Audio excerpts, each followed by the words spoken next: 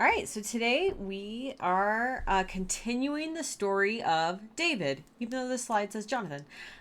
So last week we talked about David being anointed king, and then we talked about the famous story of David and Goliath, which I think most of you were familiar with. That's a story we study in elementary school. It's a story that even people who aren't Christians are oftentimes very familiar with because, taking on a Goliath is kind of a common idea in our culture. But today we're going to back up a little bit because we're going to start by talking about somebody else, Jonathan, who is about to be critical to David's life. And, the slide makes it clear that the name is Jonathan. But who is Jonathan? Jonathan was Saul's oldest son. So remember, Saul is the current king of Israel. If Saul had remained king in good standing in God's eyes, Jonathan would have been the king after him. Jonathan was the oldest son. That's how it works. Jonathan should have been the second king of Israel. But we know God selected another to be king after Saul, David.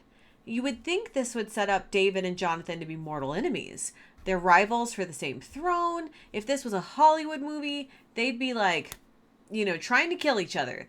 They'd be like all Game of Thrones in here, right? But we'll see that's not the case. However, before we talk about Jonathan and David together and their relationship, we need to back up and talk about Jonathan alone to give us context for kind of who he is. So we're going to flip back to a section of the Bible that's actually before the section we read last week. So we're going to look at 1 Samuel 14, 6 through 10. So the setup here is that Jonathan is out with his armor bearer. You can think of an armor bearer like a golf caddy, right? The golf caddy carries the golf clubs. The armor bearer carries the armor when you're not wearing it. And then when you want to wear it, he helps you put it on. In kind of like medieval lingo, that would be like your squire. Nearby, while Jonathan's out with his armor bearer, there's a Philistine garrison, and Jonathan is feeling bold, so he wants to attack it, but he doesn't want to tell anyone. He doesn't tell Saul or any of the other troops. It's just him and his armor bearer. So that's the setup for this scenario. Let me take a sip.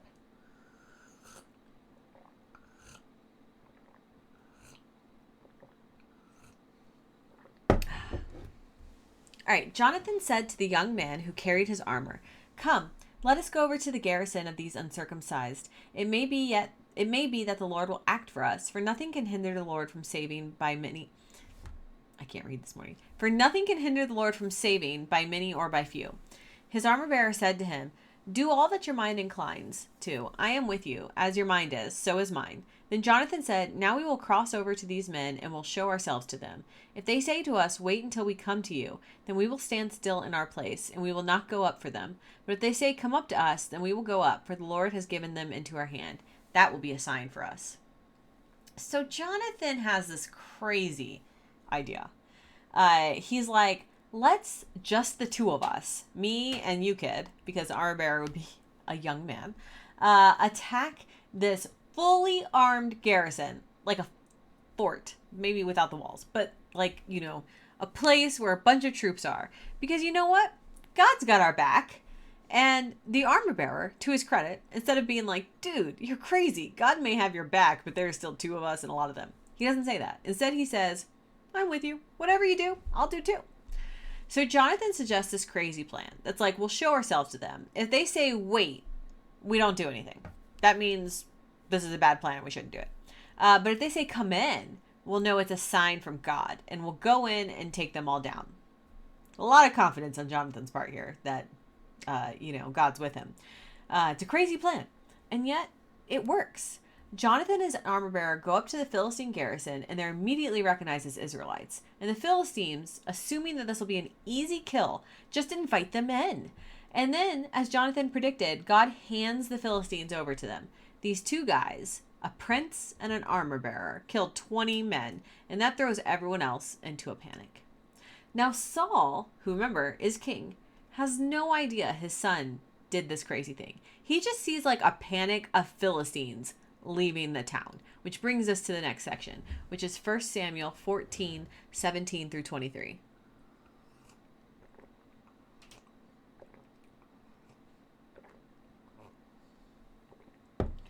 Then Saul said to the troops that were with him, "Call the roll and see who has gone from us." When they had called the roll, Jonathan and his armor bearer were not there. Saul said to Ahijah, "Bring the ark of God here," for at that time the ark of God went with the Israelites. While Saul was talking to the priest, the tumult in the camp of the Philistines increased more and more. And Saul said to the priest, "Withdraw your hand." Then Saul and all the people who were with him rallied and went into battle, and every sword was out against the other, so there was a great confusion. There was very great confusion. Now the Hebrews who previously had been with the Philistines and had gone up with them into the camp turned and joined the Israelites who were with Saul and Jonathan. Likewise, when all the Israelites had gone into hiding in the hill country of Ephraim, heard that the Philistines were fleeing, they too followed closely after them in the battle. So the Lord gave Israel victory that day. This battle passed Bethaven, and the troops with Saul numbered altogether about 10,000 men. Oh, actually, I think that is still part of the verses, and it's not on here. So, the battle passed beyond Bethaven, and the troop with Saul numbered altogether around 10,000 men. The battle spread out over the hill country of Ephraim. All right, so sorry that ending piece is not on the slide. Sometimes in my formatting, things get messed up. All right, so Saul knows something is going on, and he's wondering if one of his men caused this to happen. So he basically does a massive roll call to see who's not there, who is causing this to happen. And they realize it's Jonathan and his armor bearer that are missing. And then Saul, being in this scenario a good king and dad, because this is, earlier, right? Is basically like, let's go support him and wipe these Philistines out of existence. So he calls for the priests and the Ark of the Covenant and calls for the army, and they defeat the fleeing Philistines. It's a great victory for Israel. So now the Bible does like a weird flashback in the next section. It flashes back to before the battle. I have no idea why the writer did this. So 1 Samuel 14:24-26. Now Saul committed a very rash act on that day. He laid an oath on the troops, saying, "Cursed be anyone who eats food before it is evening, and I have been avenged on my enemies." So none of the troops tasted food. All the troops came upon a honeycomb, and there was honey on the ground. When the troops came upon the honeycomb, the honey was dripping out, but they did not put their hands to their mouths, for they feared the oath. So basically, before the battle we just talked about, before that, Saul basically made everyone make this crazy promise. He's like, "We will not eat until we win." So people make oaths like this all the time, and it's not always crazy, right? Sometimes you might say, "I won't watch another episode of the show I'm watching until I finished all my homework." That's a reasonable, like, self-promise, self-reward scenario, right? It's to help you motivate yourself to get your homework done. Sometimes we make silly promises like this over things we can't control. Like, we really want to win a sports game, so we say something like, "I won't eat another chocolate bar until we're through playoffs." While you're trying to motivate and hype yourself, those things aren't really related. Whether you eat a chocolate bar or, playing sports, they're not related. They don't affect one another. Sports people are some of the worst about these sorts of superstitions, right? They're like, "I won't wash my socks, and, I'm going to wear the same socks every game so that I win." And it's like, the socks didn't actually affect anything. And please wash your socks, you guys. This is how you get athlete's foot. But what Saul does is even worse than that. Even worse than not washing your socks. Because his oath that he makes them all make is endangering to all of them. You don't want to be hungry and faint before a battle. That's like fasting before you play a game. Well, you may not want to eat, 30 minutes before you go out and play baseball. You want to have eaten lunch and breakfast that day, right? And if the game gets delayed, you're not going to stop yourself from eating dinner. That'd be like if you're like, "Oh, I can't eat before the game because the game's at 2:00. And if I eat right before, I'm going to be sick." And then the game is delayed till tomorrow. And you're like, "I won't eat till the game happens." Wait, now you're just going to make yourself weak. So these troops are starving. This is going to be like a recipe for disaster. People are going to be like passing out all over the place, I imagine. But they come across this like honey everywhere, but they're afraid to eat it, because an oath isn't something to be broken lightly. It's a promise. And it wouldn't be viewed as just a promise between Saul and his troops, but usually the association of the word oath also means it's before God. So it's like a promise between you and God.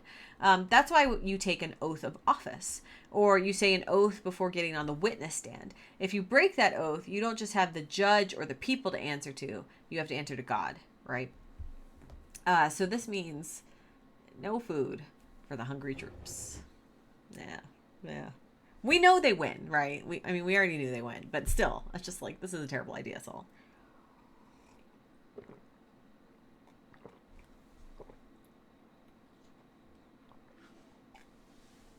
So 1 Samuel 14, 27 through 30. 1 Samuel 14, 27 through 30. But Jonathan had not heard his father charge the troops with the oath. So he extended the staff that was in his hand and dipped the tip of it in the honeycomb and put his hand to his mouth, and his eyes brightened. Then one of the soldiers said, "Your father strictly charged the troops with an oath, saying, 'Cursed be anyone who eats food this day.' And so the troops are faint." Then Jonathan said, "My father has troubled the land. See how my eyes have brightened because I have tasted a little of this honey? How much better if today the troops have eaten freely of the spoil taken from their enemies. For now the slaughter among the Philistines has not been great." So Jonathan didn't hear this oath. He was out fighting the Philistines by himself before he joined back up. But he sees all this honey and he's hungry, so he eats it. And the other guys are like, "Gasp! Your father said we can't eat." To which Jonathan responds with, "That's stupid. Eating will make you feel better." Logic. Jonathan, bring in the smarts in. So night begins to fall, and Saul is trying to figure out his next move. As a good king should, he takes it to God. So this brings us to 1 Samuel 14, 37 through 42. So Saul inquired of God, "Shall I go down after the Philistines? Will you give them into the hand of Israel?" But he did not answer him that day. Saul said, "Come here, all you leaders of the people, and let us find out how this sin has arisen today. For as the Lord lives who saves Israel, even if it is my son Jonathan, he shall surely die." There was no one among the people who answered him. He said to all Israel, "You shall be on one side, and I and my son Jonathan will be on the other side." The people said to Saul, "Do what seems good to you." Then Saul said, "O Lord God of Israel, why have you not answered your servant today? If this guilt is in me or in my son Jonathan, O Lord God of Israel, give Urim. But if this guilt is in your people of Israel, give Thummim." And Jonathan and Saul were indicated by the lot, but the people were cleared. Then Saul said, "Cast a lot between me and my son Jonathan." And Jonathan was taken. So Saul asked God what he should do, and God doesn't answer. And Saul's like, if God's not answering, it's because of some sin. So we're going to figure out whose sin it is. And then he gets really dramatic, because he's like, whoever that sin belongs to will die, even if it's my oldest, most favorite son. I'm pretty sure here Saul's just bringing Jonathan into this for dramatic purpose, trying to give people confidence that everyone is being held to the same law, so that when some random soldier is the one with the sin, Saul will be like, "I do this even if you were my own son." I don't think Saul is actually expecting it to be his own son. But it is his son. Surprise! So 1 Samuel 14, 43 through 46. 1 Samuel 14, 43 through 46. Then Saul said to Jonathan, "Tell me what you've done." Jonathan told him, "I tasted a little honey with the tip of my staff that was in my hand. Here I am, I will die." And Saul said, "God do so to me and more also. You shall surely die, Jonathan." Then the people said to Saul, "Shall Jonathan die, who has accomplished this great victory in Israel? Far from it. As the Lord lives, not one hair of his head shall fall to the ground, for he has worked with God today." So the people ransomed Jonathan, and he did not die. Then Saul withdrew from pursuing the Philistines, and the Philistines went to their own place. So Saul is like, "Jonathan, what did you do?" And Jonathan is honest. He's like, "I ate honey, because I'm not stupid." Which was technically breaking the oath that Saul laid on all his troops. And Saul is distraught, but because of his own words, now Jonathan is supposed to die. But when this is announced, the army is like, "Heck no, you can't kill Jonathan. Look at this great victory he just gave us. If you touch one hair on his head, you'll have to answer to us." This is like a mutiny. The people rise up against Saul to protect Jonathan, and Jonathan doesn't die. But it also means Saul backs down from chasing after the Philistines even further, because he's unsure what he should do. So the Philistines gain a foothold again. I want to stop here for a moment because I think this story of Jonathan, which takes place before David is even on the scene, tells us everything we need to know about Jonathan going forward. It baselines the most important qualities of him. Jonathan is a person who inspires a level of loyalty in the people that we rarely see outside of fairy tales. The kind of loyalty the Knights of the Round Table or the Fellowship of the Ring are known for. Jonathan says to his armor bearer, let's just, the two of us, attack this whole garrison. And the armor bearer basically says, where you go, I go. When his life is threatened by his own father, the king, the people rise up against their king to defend him. People want to follow Jonathan. And as the heir prince of Israel, Jonathan could easily have become their king. Even if Saul goes crazy, Jonathan could have stepped up, got rid of Saul, one way or another, and the people would have backed him. But that's not what happens. What happens next is actually the story of David and Goliath, which is what we talked about last week. Jonathan sees the events of the story and is basically like, who is this David guy? I have got to get to know him. I have got to be his friend. That is Jonathan's reaction, because Jonathan is a good guy. He doesn't see David as a threat. He's just like, this David guy is awesome. I want to hang out with him. So, next section.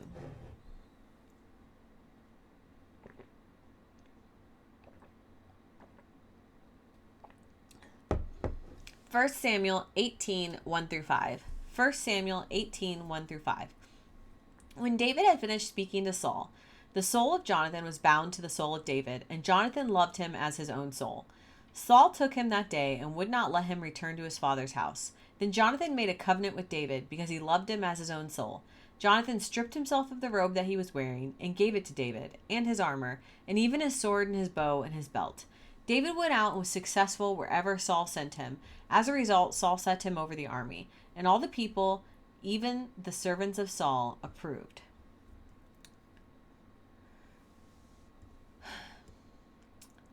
Jonathan loved David as his own soul. The other word we have for this is soulmates. The word soulmate has really romantic connotations in America, right? But the definition of soulmate is actually a person ideally suited to another as a close friend or romantic partner. So yes, it can mean romantic, but it doesn't have to. It can be read either way. A soulmate is simply someone that fits with you so incredibly well, it's like you found a part of yourself. For me, I would say that is Trevor, that he is like my soulmate. Being with Trevor, is just like hanging out with him, talking to him. It's like I found another part of myself. And he makes me a better person to hang around with. I am better because Trevor is in my life. And, we just fit together. But not all romantic partners are soulmates. They don't have to be. Not all friends are soulmates. They don't have to be. But occasionally you find someone, that you just fit together with so well that you're like, I love this person more than I love myself. Or you're like, this person makes me a better person to be around them. And I make them a better person, and we just fit together as friends or romantic partners or whatever.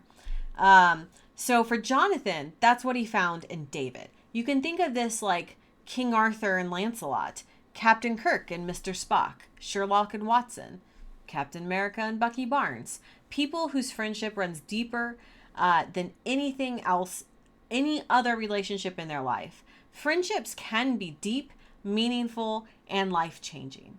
In American culture, we tend to idolize romantic relationships as a supreme type of relationship, but that's just not true. Friendships can be more life-changing than romantic relationships. They can be more steady than romantic relationships, and sometimes more fulfilling.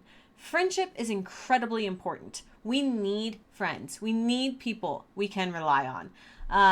And David and Jonathan's friendship, it changes the course of history, which is what we're going to see here. Because Jonathan was supposed to be king after Saul. If everything went in the normal way of sons inheriting from fathers, Jonathan would be the next king. He'd be King Jonathan of Israel. We'd be talking about King Jonathan. There's no King Jonathan. But David was the one God chose. that makes them rivals for the same throne.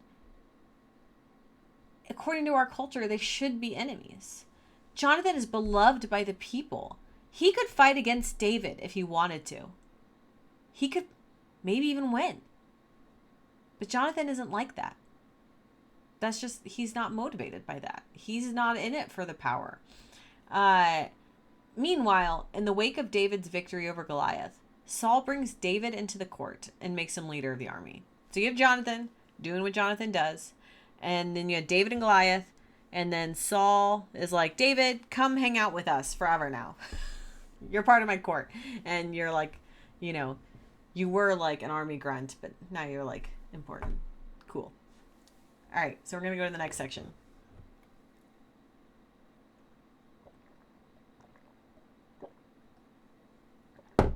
As they were coming home, when David returned from killing the Philistine, the women came out of all the towns of Israel, singing and dancing, to meet King Saul, with tambourines, with songs of joy, and with musical instruments. And the women sang to one another as they made merry, Saul has killed his thousands, and David his 10,000s. Saul was very angry, for this saying displeased him. He said, they have ascribed to David 10,000, and to me they have ascribed thousands. What more can he have but the kingdom? So Saul eyed David from that day on. So, one day, David and Saul are coming home from a battle, and people come out to greet them, and basically called David a better warrior than Saul. Boom, boom, boom. This makes Saul jealous and angry, because Saul is king, not David. People should be praising him, not David. From that day forward, Saul basically is like really jealous and starts planning on how to get rid of David, how to remove this interloper. He's like, if I send David to more battles, the Philistines will kill him for me. Yeah. On the other hand, David has a habit of winning those battles and coming back a greater hero than when he left. Saul is getting more and more frustrated with him, basically to the point where he's ready to just kill David himself. Sorry, we have spam and I don't know how to block it. So just ignore the spam. All right. 1 Samuel 19, 1 through 7. 1 Samuel 19, 1 through 7. Oh, maybe I can. Users in chat. No, he's not. I don't know.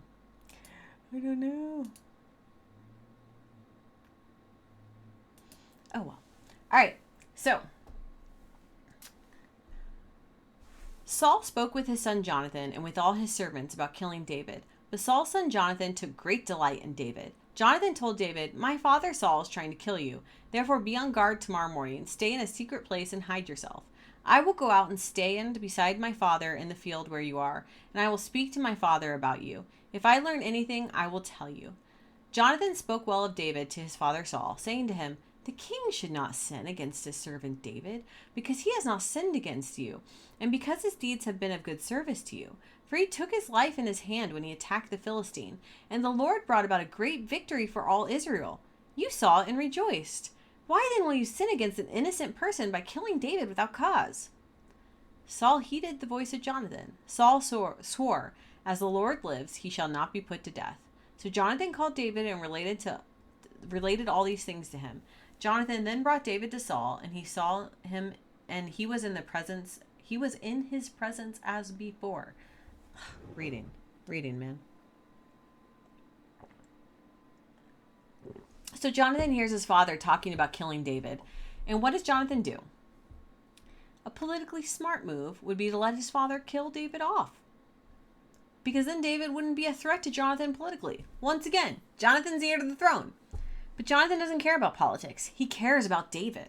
So he goes to David and he says, hey, my dad wants to kill you. Stay away until I tell you it's cool to come back. Jonathan then goes to his dad and is basically like, David has done nothing wrong. If anything, he's been very helpful to you. So why are you so mad at him? And at this time, Saul does listen to Jonathan and is like, you're right. I'm not going to kill him. That would be crazy. So David gets to come back. And for Jonathan, all is right in the world. Or at least his dad isn't trying to kill his best friend anymore, which is probably a low bar, but here we are. But it doesn't last long. Just a few short verses later, Saul wants to kill David again. David escapes. Again. Now, you would think if you were David and the king was trying to kill you, you would no longer trust the king's son. But David knew he could trust Jonathan. So eventually, Jonathan and David meet up to discuss this rather chaotic and unsettling situation. 1 Samuel 20. Oh, it's not in here. I skipped it. All right, I'm just going to have to read it. You're going to maybe I'll Bible Gateway it for you. Bible Gateway. 1 Samuel 20, 1 through 4. Okay. This is a different version though. Okay, no. We are NRSV. NRSV. Search. There you go. Alright, there it is. Sorry. David fled from Naioth in Ramah. He came before Jonathan and said, "What have I done? What is my guilt? And what is my sin against your father that he's trying to take my life?" He said to him, "Far from it, you shall not die. My father does nothing either great or small without disclosing it to me. And why should my father hide this from me? Never." But David also swore, "Your father knows well that you like me, and he thinks, do not let Jonathan know this, or he will be grieved. But truly as the Lord lives, and as you yourself live, there is..." I lost my place. "But truly as the Lord lives, and as you yourself lives, there is but a step between me and death."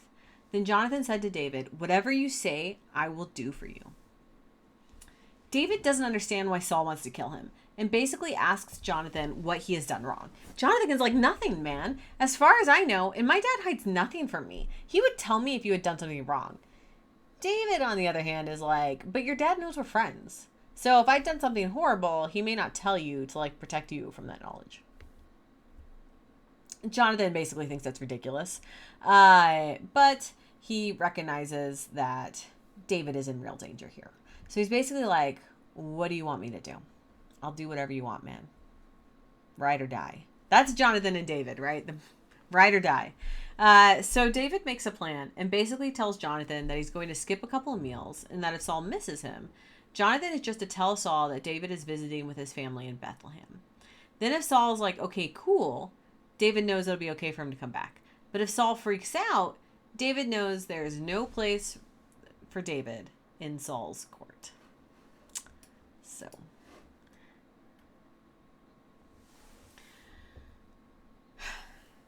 First Samuel 20, 12 through 17.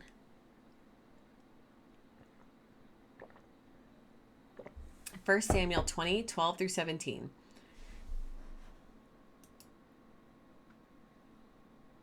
Well, maybe I can block them. Block. Aha.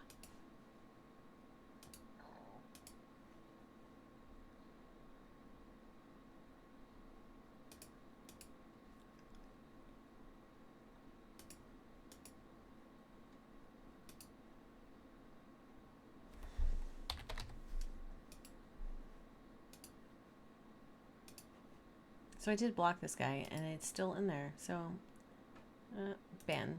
There we go. Okay. Sorry. Normally Trevor does this, but Trevor's watching Formula One this morning. All right. So, 1 Samuel 20.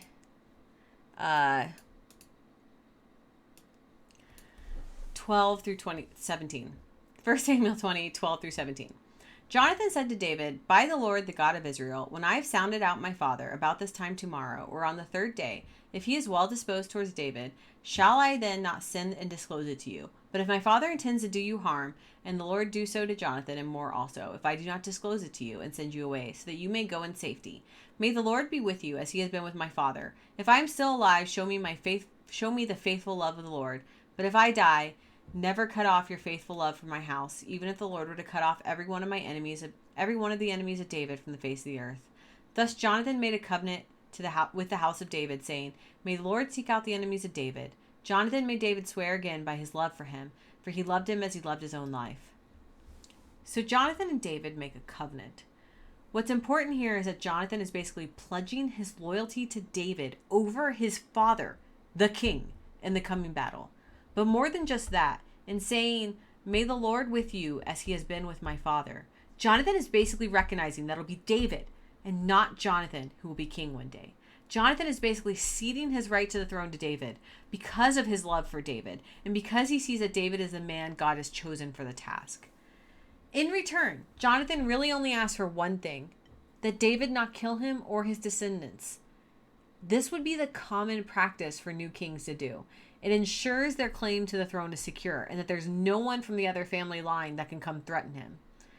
But since David loves Jonathan as much as Jonathan loves him, he promises that easily. And more importantly, David means it. This isn't a lie. We're going to see later that David means it. After this, Jonathan goes to the feast, and he tries to feel out whether his father is still angry with David. To the surprise of no one, Saul is still furious. And Saul, for his part, doesn't understand why Jonathan is still defending David. Why Jonathan can't see what Saul does, that David... Saul doesn't understand why Jonathan is still on David's side, because Saul knows that David means to supplant Jonathan as the next king. Saul feels like Jonathan should be threatened by that. And it's true. Jonathan does see what Saul does, that David is meant to be king. He just doesn't care. He doesn't care about being king himself. He knows David being king is God's plan. So Jonathan leaves his father to go let David know what's up. Jonathan has this whole scheme to let David know they can meet, which involves a boy shooting some arrows. It's very complicated. But that's the boy at the beginning of the next verse. So 1 Samuel 20, 41 through 42. As soon as the boy had gone, David rose from beside the stone heap and prostrated himself with his face on the ground. He bowed 3 times, and they kissed each other and wept with each other. David wept the more. Then Jonathan said to David, "Go in peace, since both of us have sworn in the name of the Lord, saying, 'The Lord shall be between me and you, and between my descendants and your descendants forever.'" He got up and left, and Jonathan went into the city. Why are David and Jonathan so upset here? Basically, they can't be friends anymore. Jonathan is loyal to David, but if he leaves his father for David, that would A, just anger his father more, and B, keep Jonathan from being able to temper his father's anger and advise him against the war to David's benefit. Jonathan needs to stay in the court with his father, and from this point on, David must be on the run. They do actually meet one more time much later when Saul is hunting David down. We're going to talk about David's and Saul's battles next week, for many weeks. But I want to touch on this last encounter between these two men. So 1 Samuel 23, 17 through 18. This is Jonathan, is the he here. Jonathan said to him, "Do not be afraid, for the hand of my father Saul shall not find you. You shall be king over Israel, and I shall be second to you. My father Saul also knows that this is so." Then the 2 men made a covenant before the Lord. David remained at Horish, and Jonathan went home. Jonathan meets with David and basically says point blank, "I know you will be king, and that's fine. I'm happy to play second fiddle to you." This is Jonathan, loyal to the point of willing to give up his own claim to the throne, to the family dynasty, to the legacy, to be the king of Israel for his best friend, because he knows God has chosen David to lead Israel. This is truly remarkable. Not a lot of people can do this, even for a friend. And we should all aspire to be this loyal and in sync with what God wants, and to be selfless. But sadly, it means, like we've said, that Jonathan and David's friendship, while it's bonded deep, they don't actually get to hang out with each other. Sometimes it's just the reality, right? And we're going to see things don't necessarily end great for Jonathan. But next week, we will continue talking about this. And we're going to continue to see how this David versus Saul thing plays out. Because you have Saul, who is the current king of Israel, and you have David, who God has chosen to be the next king of Israel. You might say is the rightful king of Israel. So, all All right. So before we go to prayer requests, I just wanted a reminder. Next week is Easter. We will not have Sunday school. I will not be here. So, I mean, I will be in Albuquerque, but I won't be on Twitch. So no Sunday school next week. And have a happy Easter. I hope you get to do something fun. Now with COVID, kind of, vaccines are coming out, things are opening up more. Maybe you can play with your friends or something. I don't know. whatever your family is, risk posture is. So no Sunday school next week. All right. So I'm gonna stop the recording.